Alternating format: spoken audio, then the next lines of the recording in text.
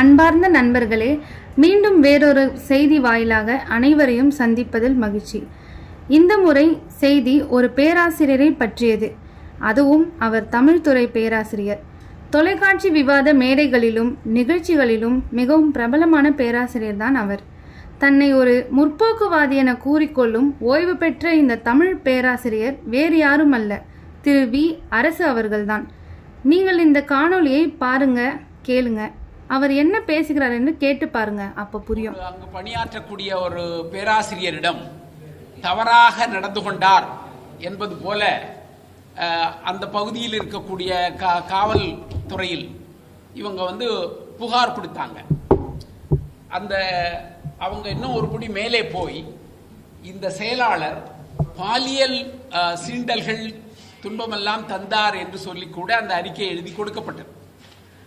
அந்த காவல்துறையினை சார்ந்தவர்கள் அந்த குறிப்பிட்ட பேராசிரியை கூப்பிட்டு விசாரிக்கிற பொழுது, உங்களை எப்படி அவர் பாலியல் தொடர்பான சிக்கலை பண்ணினார், கொஞ்சம் விவரித்து சொல்லுங்கள் என்று சொன்னால் உடனே அந்த பேராசிரியை ஓ என்று ஒப்பாரிவித்து அழத் தொடங்குகிறார்.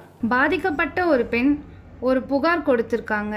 தன் வேலை செய்கிற நிறுவனத்தில் ஒரு பிரச்சனை என என்னை பாலியல் ரீதியாக பொருள்படும்படி அசிங்கமான சொல் கொண்டு தாக்கினார்களோ, என்னை துன்புறுத்தினார்களோ எனவோ அல்லது ஏதோ ஒரு புகார் அளிக்கிறார்கள் என வைத்துக்கொள்வோமே.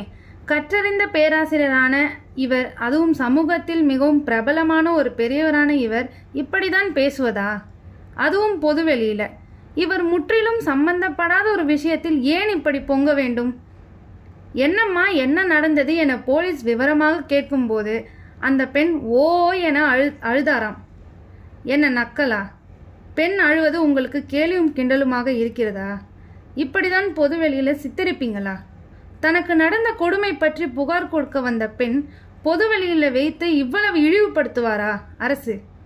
இதிலிருந்து இவரது உள்நோக்கம், அவரது புலமை, அவரது அறிவு அத்தனையுமே கேள்விக்குறியாக அல்லவா இருக்கிறது?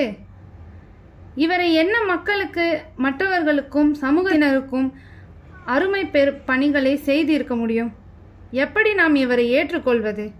இன்னும் என்னென்ன சொல்றாருன்னு பார்ப்போம். பயன்படுத்தி இருக்கிறார்கள். அது ரொம்ப சிக்கலாகிவிட்டது. அவர் நீங்க சொல்லக்கூடிய பெண் உரிமை மையம் ஆணையத்துக்கு அவங்க ரிப்போர்ட் கொடுக்குறாங்க. போலீஸ் ஸ்டேஷன்லயே இந்த மாதிரி முடிஞ்சு போயிடுச்சு, நீங்க எங்களை திருப்பி எதுக்கு ஆணையத்துக்கு கூப்பிடுறீங்க, நாங்கள் வருவதற்கு இல்லை என்று இவர்கள் விரிவான கடிதம் எழுதி விட்டார்கள். அந்த ஆணையத்தில் உள்ள அந்த அம்மா, அவங்க தலைவர், நீங்கள் வர்றீங்களா இல்லையா என்று பல முறை அவர்களுக்கு கடிதம் எழுதினார்கள். கடைசியில இவங்க வழக்கு மன்றத்துக்கு போய் அதற்கு தடை வாங்கினார்கள். இதுதான் பாருங்க, காவல் நிலையத்திலேயே எல்லாமே முடிந்து விட்டதான்.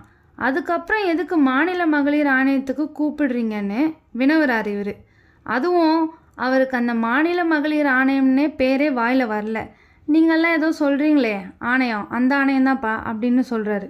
ப்ரொஃபஸர்னு சொல்கிறீங்க, மாநில மகளிர் ஆணையம்னா என்னன்னு கூடவா தெரியாது? போலீஸ் ஸ்டேஷன் தான் ரொம்ப உயர்ந்த விசாரணை அமைப்போ? போலீஸ் ஸ்டேஷன்லேயே எல்லாம் முடிஞ்சிருச்சு, அப்புறம் எதுக்கு மகளிர் ஆணையத்துக்கு போகிறீங்கன்னு வினாவை வேற எழுப்புறாரு அந்த ப்ரொஃபஸர். மீண்டும் வேறொரு காணொலியில் சந்திக்கிறோம். நன்றி, வணக்கம்.